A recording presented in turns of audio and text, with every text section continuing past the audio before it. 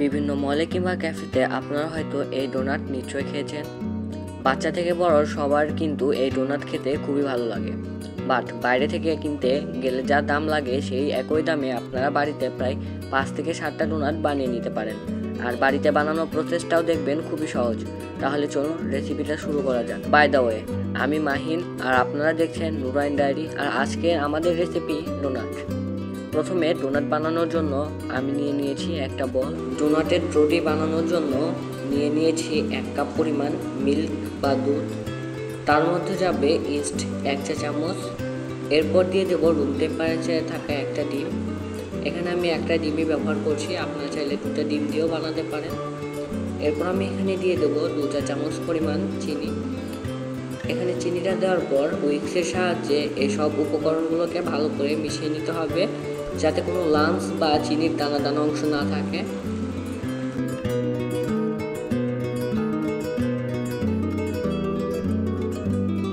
দেখতে দেখতে আমার সব উপকরণগুলোকে ভালো করে মিশিয়ে নেওয়া হয়ে গেছে। এখন আমি এখানে দিয়ে দিলাম 1 চা চামচ পরিমাণ লবণ। লবণটা দেওয়ার পর আবারও ভালো করে উইক্সের সাহায্যে সব উপকরণগুলোকে মিশিয়ে নিলাম। মিশিয়ে নেওয়ার পর এখন আমি এখানে অল্প অল্প করে হাতের সাহায্যে ময়দা অ্যাড করব এবং উইক্সের সাহায্যে এগুলোকে নেড়ে চেড়ে দেবো। দেখতে পাচ্ছেন আমি প্রথমে হালকা হালকা করে হাতের সাহায্যে ময়দা অ্যাড করছি, এরপর উইক্সের সাহায্যে এটাকে ভালো করে নেড়ে চেড়ে দেবো। হালকা হালকা করে আপনারা ময়দা অ্যাড করবেন, তাহলে ভালো হবে। বেশি ময়দা অ্যাড করলে কিন্তু আমাদের ডোটাই নষ্ট হয়ে যাবে। সেই জন্য চেষ্টা করবেন হালকা হালকা করে ময়দা অ্যাড করা, তারপর উইক্সের সাহায্যে নেড়ে চেড়ে দেওয়া। দেখতে পাচ্ছেন আমি এখানে হালকা হালকা করে ময়দা অ্যাড করছি আর উইক্সের সাহায্যে এগুলোকে ভালো করে মিশিয়ে নিচ্ছি। আমি যতক্ষণ মিশিয়ে নিচ্ছি ততক্ষণে আপনারা আমার চ্যানেলটাকে সাবস্ক্রাইব করে দিন এবং পাশে থাকা বেল বাটনটি চেপে দিন, যাতে ভিডিও ছাড়ার সাথে সাথে আপনাদের কাছে নোটিফিকেশন চলে যায় এবং সেই সাথে আপনারা আমার এরকম নিত্য নতুন রেসিপি কিংবা ভিডিও দেখতে পান। এখন আমি হাতের সাহায্যে এই ডোটিকে ভালো করে মুথে নেব। দেখতে পাচ্ছেন হাতের সাহায্যে আমি বাটির ভিতরে ডোটিকে ভালো করে মুথে নিচ্ছি। হাতের সাহায্যে মুথে নিলে ডোটি অনেক সফট হবে, সেজন্য আমি হাতের সাহায্যে এই ডোটিকে ভালো করে মুথে নিচ্ছি। এখন আমি এখানে দিয়ে দেবো সয়াবিন তেল বা সাদা তেল। এখন আমি চামচের সাহায্যে এখানে হালকা একটুখানি তেল দিয়ে আবারও এই ডোটাকে ভালো করে মুথে নেব, যাতে ডোটি সফট হয় এবং ডোনাটটিও ভালো করে ফুলে ওঠে। দেখতে পাচ্ছেন আমি ডোনাটটিকে ভালো করে ডোনাটের ডোটিকে ভালো করে মুথে নিচ্ছি। আপনারাও ঠিক একইভাবে ভালো করে এই ডোটিকে মুথে নেবেন।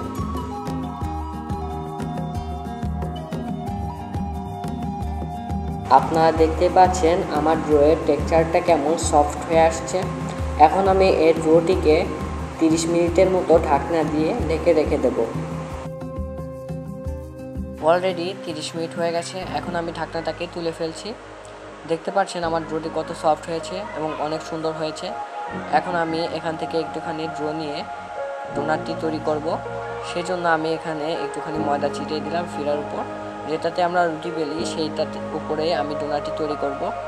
এখন আমি একটুখানি ডো নিয়ে নিয়েছি, এই ডোটিকে ভালো করে আবারও মুথে নিচ্ছি। মুথে নেওয়ার পর গোল শেপ দিয়ে আমি ডোনাটটিকে তৈরি করে নেব। আমি কিভাবে এই গোল শেপ দিয়ে ডোনাটটিকে তৈরি করে নিচ্ছি আপনারা একটু দেখতে থাকুন, তাহলে পেরে যাবেন। এই ডোনাটটি তৈরি করা কিন্তু খুবই সহজ।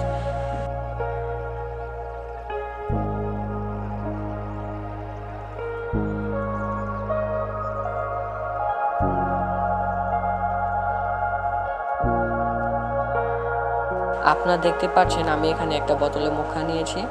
এই বোতলে মুখা দিয়ে আমি মাঝখানে ছিদ্রটা করে নিলাম। এরপর ডোনাটটিকে উপর থেকে তুলে ফেলছি। দেখতে পাচ্ছেন খুব সহজেই কিন্তু মাঝখানে ছিদ্রটা তৈরি করে নিয়ে নিলাম। ডোনাটটিও কিন্তু অনেক সুন্দর হয়েছে। একইভাবে আমি আরেকটি ডোনাট তৈরি করে দেখাবো।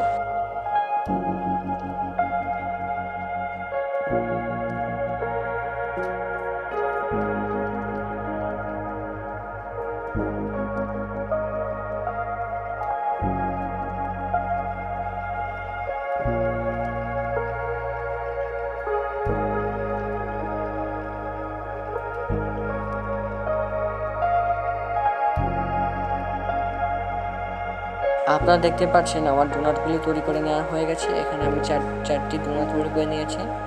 এখন আমি সেই ডোনাটগুলোকে ভালো করে তেলে ভেজে নেব। সেজন্য চুলায় মিডিয়াম টু আঁচ দিয়ে আমি ডোনাটগুলোকে ভেজে নিচ্ছি।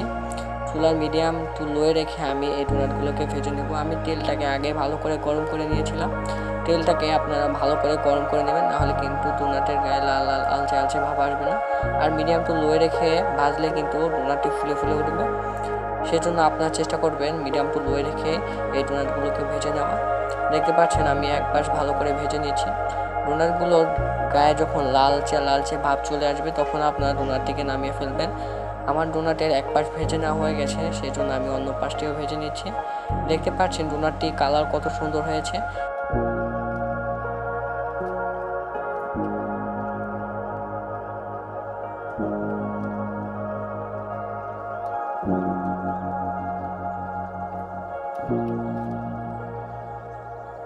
অলরেডি আমার একটি ডোনাট ভেজে নেওয়া হয়ে গেছে। একইভাবে আমি বাকি ডোনাটগুলো ভেজে নেব।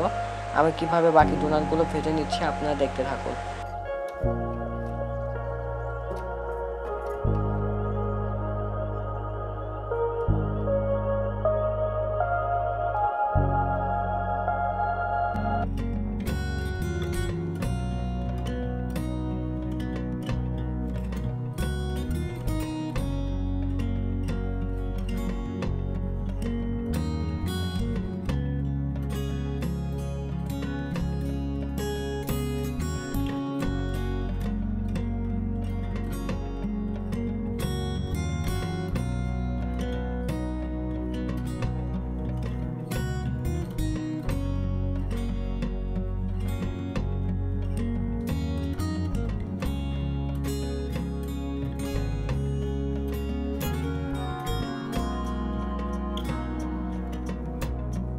ডোনাটগুলো ভেজে নেওয়ার পর গরম থাকা অবস্থায় ডোনাটগুলোকে কাস্টার্ড সুগারের ভিতর ভালো করে লাগিয়ে নিতে হবে।